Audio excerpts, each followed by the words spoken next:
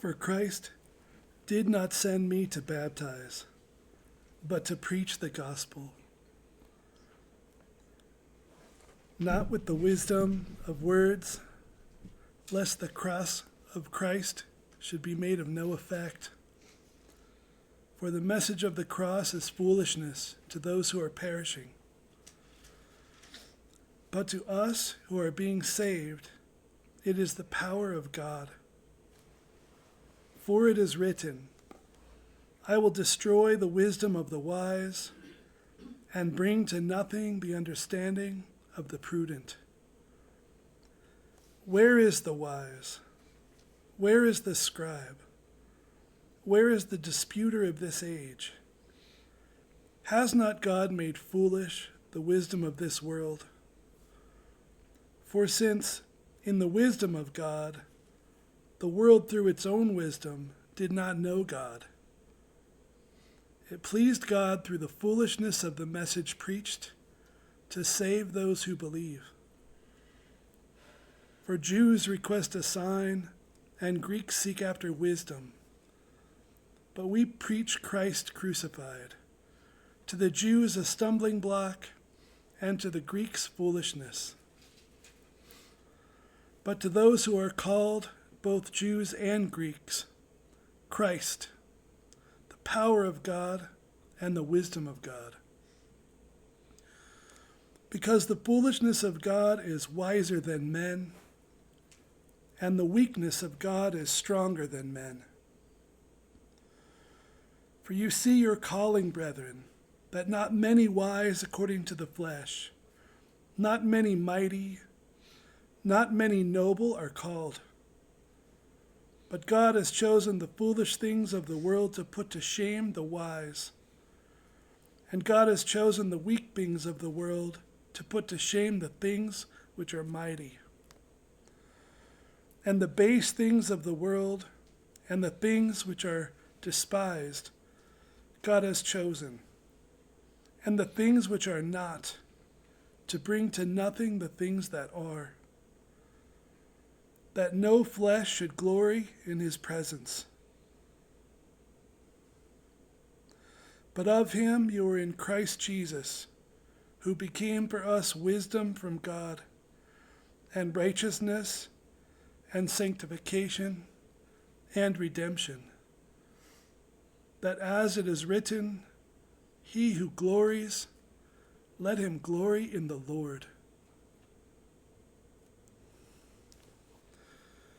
I'm going to leave you guys with that. There's a lot there. You might want to read it a couple times and absorb it.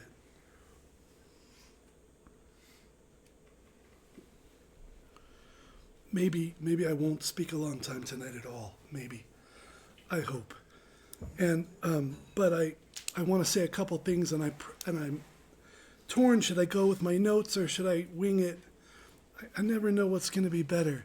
I'm going to forget I didn't used to forget anything, but now if I wing it, I forget important things. But it's a better talk, except I sometimes forget big important parts. And that's probably going to get worse the older I get, so it's no fair.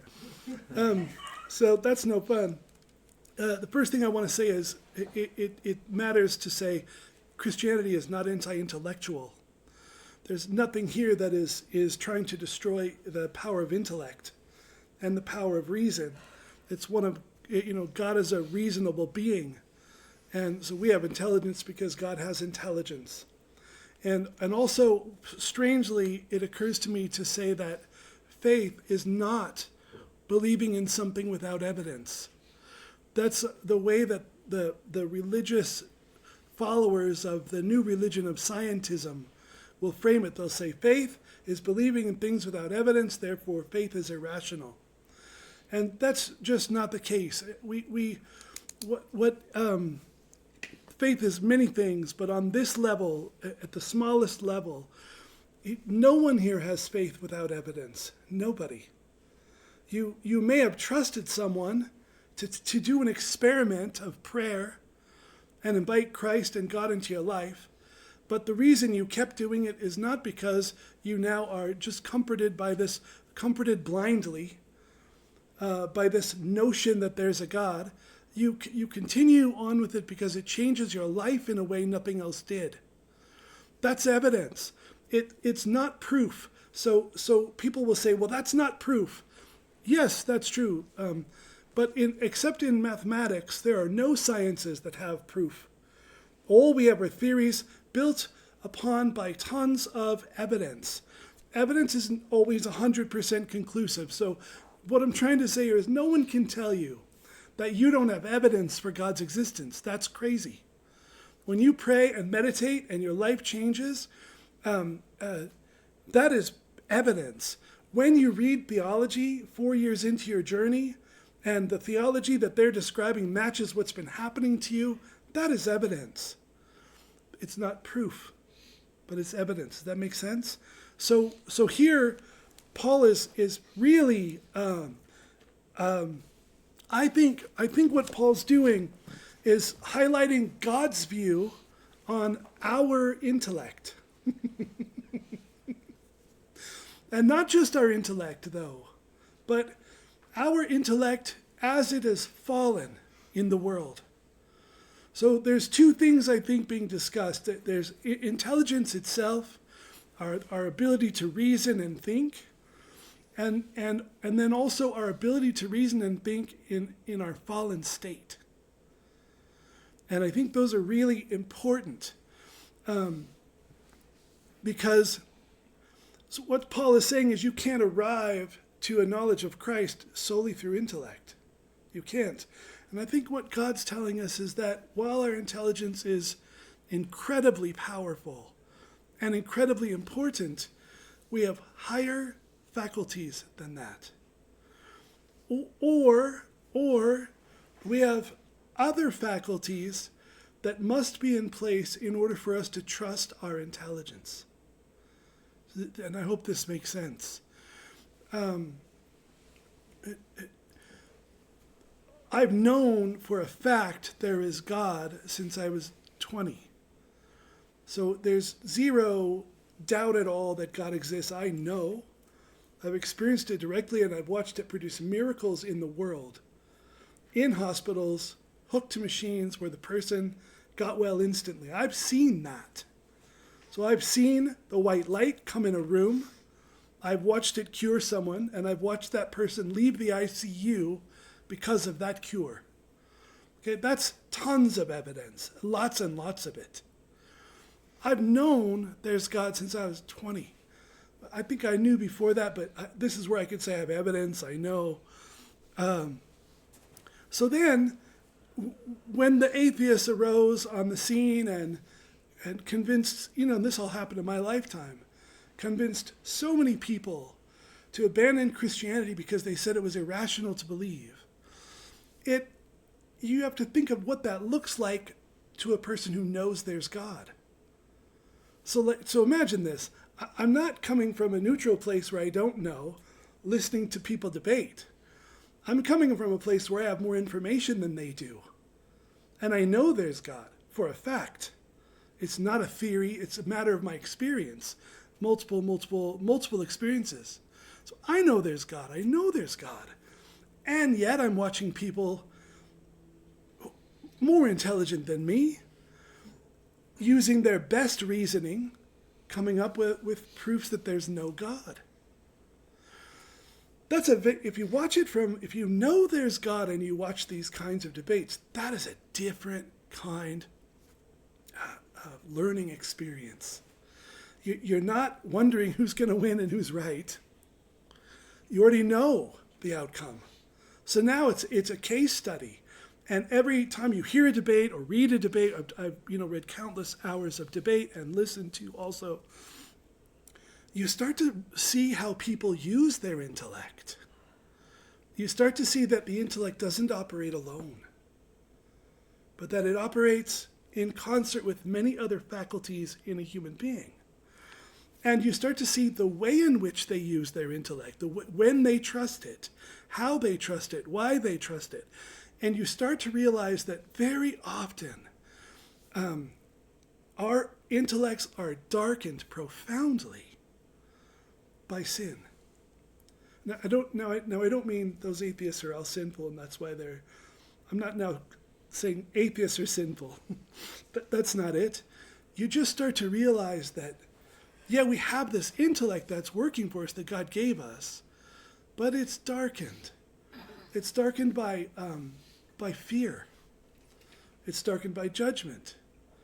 It's darkened by expectations. It's darkened by attachments.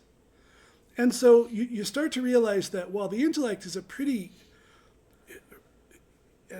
God-given quality, right? It's a God-given trait. It's a God-given capacity that we have. Its ability to function well is completely dependent on our clarity.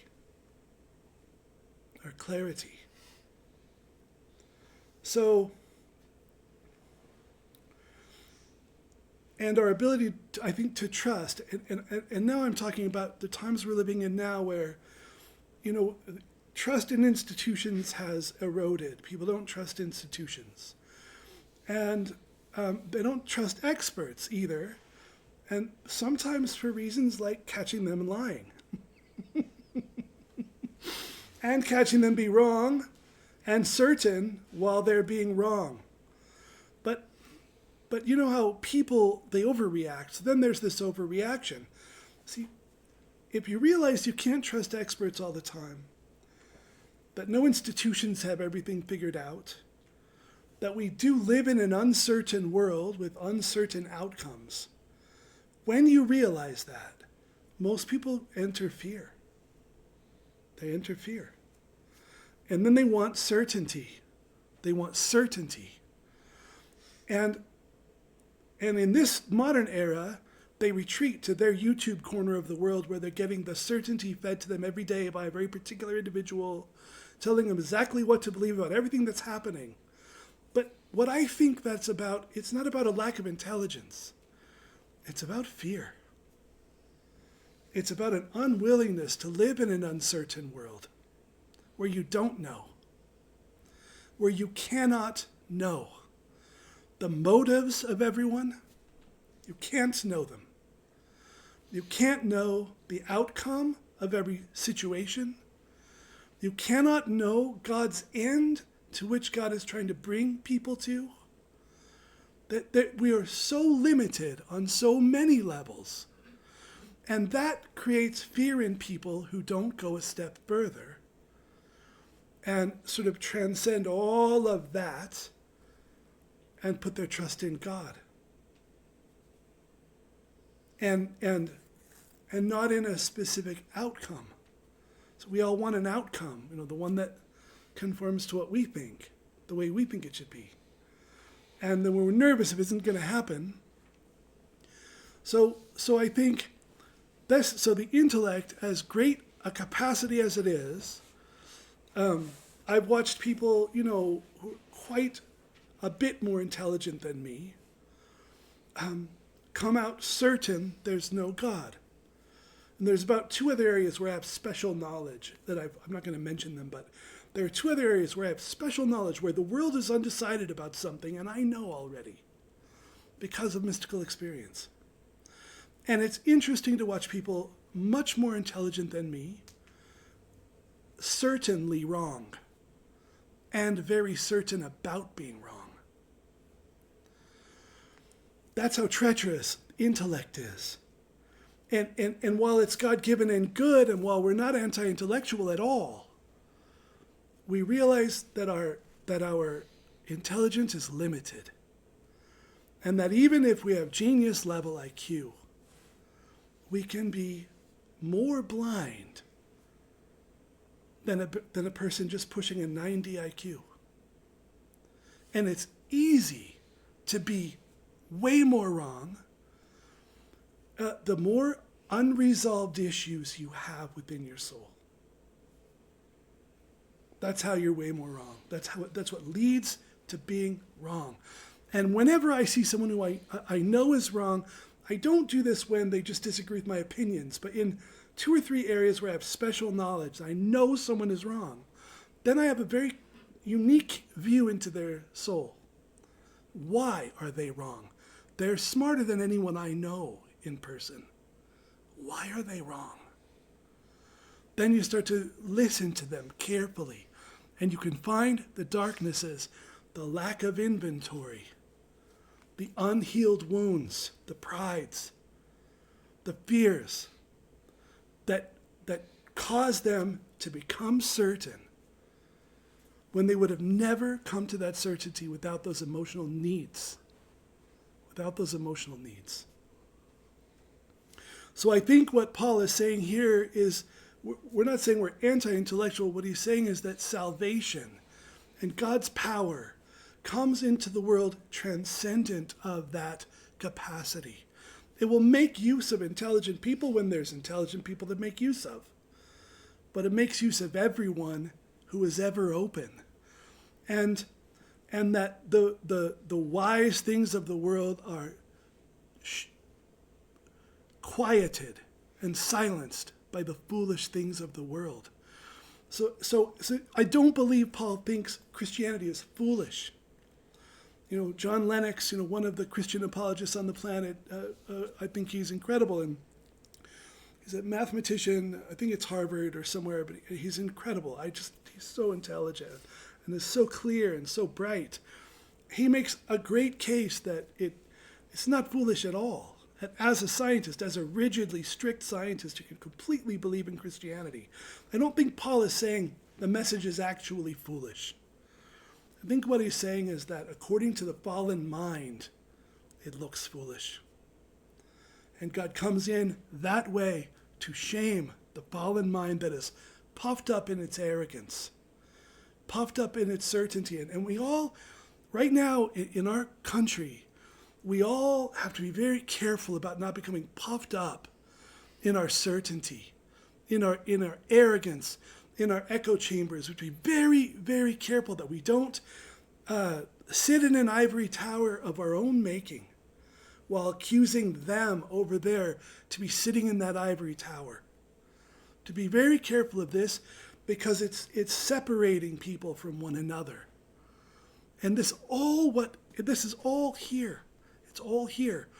And so to take it out of that sort of, I don't know, meta-analysis or something, down to the practical, having watched so many people come to Jesus, it's just an incredible experience. If they didn't know when they got here already, if they come to see it by participating, it's incredible to see people go from, I don't know about this is weird. Jill said before, she said, I'm in, but once in a while I'll take a step back and look at it from the world's perspective, and it looks freaking weird. It's just like, what? It's so weird, And so you watch someone go from, Jill wasn't there, she was more like seeing that as if she was standing outside of it. But you watch people go from there to starting to experience the truth of it. And just like Paul says, it goes from foolishness to the power of Christ. Like these words that sound so down a rabbit hole, many, many levels down. So far in, you don't know you're in. And people start to hear it and they're like, my God, that is power. There's power in this. This is what Paul is pointing to. And I also, there are two things I have to say. One, I can't forget to talk about reasoning our way out of our problems. If you are still spinning your mind when you face a serious dilemma in your life, you are immature in this area. Don't let me hear you. I'm not saying you're immature. In this area, if you still spin, try to figure it all out, when you're confused about something, you're immature. You're expecting, first of all, your intellect to solve your insecurity. It's like one of the classic mistakes I see these people make when they come to a wrong conclusion, and I happen to know the outcome, I happen to know the conclusion, and there's 130, 150 IQ, and they get it wrong. And they get it wrong because they're feeling uncertain and insecure about something. Is God real? Is God not real? What if I'm wrong? What if I'm right? And they're ramping up this computer and trying to solve it all with their intellect, when that insecurity is never meant to be solved by intellect. That insecurity is solved by returning to Christ and faith and trust. And then the mind goes, whew. And now it doesn't need to find an answer right now. It doesn't need to know the outcome right now. So you don't overwork it. You don't expect too much out of it. And in a blind and accidental act of seeking security, you come to a false conclusion that makes you feel safe. And I watch people do this all the time. And what it is it's a misunderstanding. I don't know if the world's going to get hit by an asteroid tomorrow and get blown up. I don't know. I don't know if the next looming crisis that, someone says is coming or not. I don't care. To live is Christ, to die is Christ. I'll be with God now on this planet, or I'll be with God if I'm smashed by an asteroid in heaven. It doesn't matter. And when we feel that insecurity of outcomes and we're spinning, trying to figure it all out, that is a lack of faith and trust. That is trying to fix fear with knowledge, and it's not the way. It's not the way.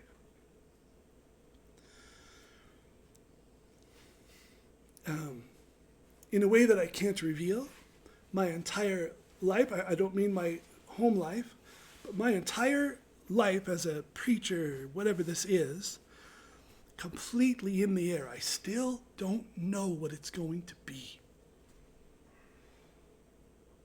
But I stopped worrying about that a long time ago. I used to try to figure it out and do that thing and make a decision and try to go that way. And it never works. So I quit, finally. It's like, there's a Grateful Dead lyric, gone are the days we stopped to decide where we should go. Now we just ride. And there's another, some folks trust in reason, others trust in might. I trust in nothing, but I know it will come out right. So you can see when you get in your head and you're cranked up, you're really trying to fix your fear with knowledge. And that's great when actual knowledge is available. That's not a sin. When all you have to do is open the door and see if there's a tiger in there or not. Just look, that's great. Don't just trust. If it's just a matter of opening the door, check. No problem. But so much in this world is beyond our grasp. So much is beyond our ability to understand or comprehend. So much of it is. And we sin and we err when we expect our intellect to solve that for us. We sin and we err. A friend of mine called, old friend from the New Age, and I love this guy. And we had a long talk, and he said, I know what's happening in the world. I said, really? I'd like to hear that. I said, I don't. I mean, I think I got an idea, but in a totally different way than he does. And I said, what do you think? And he told me all of it. And respectfully, there are so many logic chains that even if one is wrong, the whole thing is wrong. And I've looked in. There's just no way if he knows, then I can't know that he knows. If that makes sense, I can't say he's wrong for sure. Maybe God told him, but I can't know that he knows by following his logic. So his explanation of what's wrong in the world had intellectual certainty about everything that's going on, who the bad actors are behind the scenes, what they're up to, what their motive is, what their agenda is, who they're fighting against. He knew all of it. That's, in my opinion, a false way to find security in this world. What I think is happening is what I said tonight. We're in a time of great uncertainty. We don't have all the answers. And people are looking to conspiracy theories, echo chambers, people who they think can solve it for them, whether it's a YouTube channel or a political leader, it doesn't matter. That we're looking to someone for the answers to find our peace. And our computer just isn't powerful enough to have that. The universe isn't set up to know all that. We can't have it. It doesn't exist. And it's an immaturity for us, knowing the gospel. It is a direct immaturity for us to fall for that trap. It's an immaturity. Because we know there are limits. Okay, last thing. And it is the last thing, so good short tonight. I'm trying to shorten them. Okay, the last thing is, just think of I don't have the right word. I might have to take some philosophy classes. Think of this landscape, okay? This setting where there is God, there's a universe, and there are people that live in that universe, okay? So this is just reality. There's God, there's a physical universe, there's physical beings that live in that universe. Think of this landscape, okay? We're created, this is a Christian paradigm, we're created by God with limited intellect, right? It's not as if it had to be set limited. For the angelic beings, it wasn't set limited. It was direct knowledge, direct knowing. But for us, it's different. We're created a certain way. It's meant to be. So then I think another way of looking at what Paul is saying is he's situating you profoundly in reality the way it really is. And he's showing you that for us to glory will always be to glory in God and not in ourselves. And he's using intellect now because it's one of the main things we will glory in. A healthy society, I think, will sin by glorying in intellect. I think the more unhealthy a society is, the more it will glory in charisma. That's what I think it will lean to. Charisma. Both great qualities to have. They're great, but they're just not it. They're not it. So I think what Paul is saying here is you're a created being and you have limited capacities of intellect. And you will forever.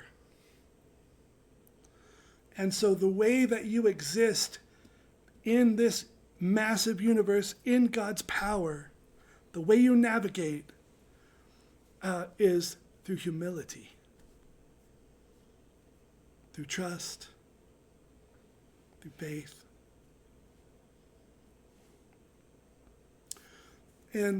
But there's a way to sharpen. We talked about things that get in the way, fears and insecurities and prides and attachments. They cause us to, it ruins our thinking. It just does. I'm trying to think of one. The only ones that are coming up are political, and I don't want to ever be political. But I could say it this way. My team, if I point out to my team what's wrong with my team, they instantly get upset. They're very comfortable pointing at the other team what's wrong. But when anyone who I say, hey, I know you're on my team, but we do this, and there's big problems here and here and here, they always get upset. I don't want to talk about that. That side's worse. That's all I want to know. But that's wrong. That's wrong. That's not taking inventory. That is not taking inventory. That's sin. Their inventory I can take all day, can't take my own. That's wrong. That's profoundly sinful. So do you see? So we know it gets in the way on that level. This gets in the way. Our agenda, our attachment to my family, like the Brocks or whatever, the artists are this, or the strong are something, all these things we believe in that are idols. So many idols we have. Okay, but there's another one, which he says, and I can't quote it, and it's in my notes. I wrote it. But there's also the power of God that dwells in us. Now listen, it does not guarantee us certainty. Okay? You can be certain of, okay, I can be certain that God exists because I am made in God's image, by God and for God, and I live with God. I can be certain God exists. I have direct access to the thing for which I can be certain about. I cannot be certain of your motives in the same way. Okay? It's a very particular kind of sin that religious people get into. They know who should, they know what should happen, they know when it should happen, all discerned by the Spirit, when the only thing they can barely get, if they're being honest, is their own connection with God. As soon as it goes out into someone else's experience, someone else's motivations, someone else's outcomes, our success rate, even in the power of God, goes way down. Like, way down. Religious people have been profoundly wrong many, many times throughout history. Always with this hubris that is trashed and destroyed and ground into powder endlessly in the Gospels. But we do it. We just know. We just know. Okay, so we have to understand limited. But there is a kind of discernment. There is a kind of extra sharpness. I'm hoping you guys notice this in your lives. It's something I have. I want to say in a humorous way, when I'm wrong, I'm really wrong. Because I'm pretty sure I'm right. It's the particular sinfulness of someone at my stage of spirituality. They say they canonize their intuitions because they're right a lot.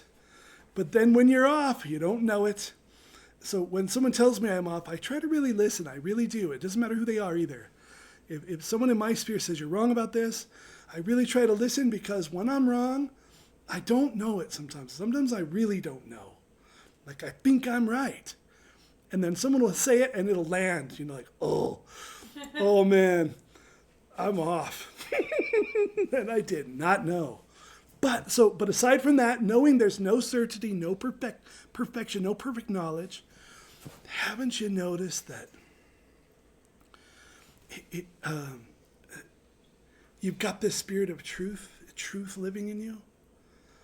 And haven't you ever noticed that when an event or a situation strays from that, you instantly go, this isn't it.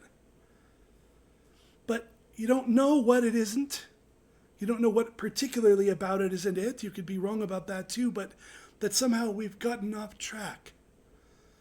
Somehow the spirit that is living in me that is true is in disharmony with what is happening. This isn't harmonious with this. Notice that. It's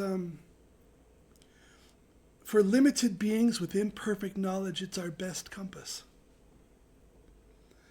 Provided we are clear psychologically, provided we have clarity, provided any opinion or outcome is equal in our minds to have. Right? Provided choice A or B are equally desirable, right? Provided that we have no emotional particular attachment to one or the other, then that the living God inside of us helps us choose better. We can say that much as long as we know we will still err. As long as we know that. And I've noticed I'm really good at it generally, but when it gets to the details, I'm very often wrong. I've gotten better over time at saying, hey, I'm going to say this, but I could be saying it totally wrong. I get the details wrong a lot, but something's off here, but I don't know what it is that's off, but something's off. And I've learned that the thing I think is off is often not it, because I'm just not a master. I don't have all knowledge. Like we don't. okay, that's really everything. One, just the glorying in God thing. You know, glory is when you feel powerful. Think of this. Glorying is when you feel powerful. So then, Paul is saying, so that none should ever glory in the flesh or in themselves, but they would glory in God. So that even when you feel powerful, the credit is not being held as your own. That's what it means to be a human being. Always God.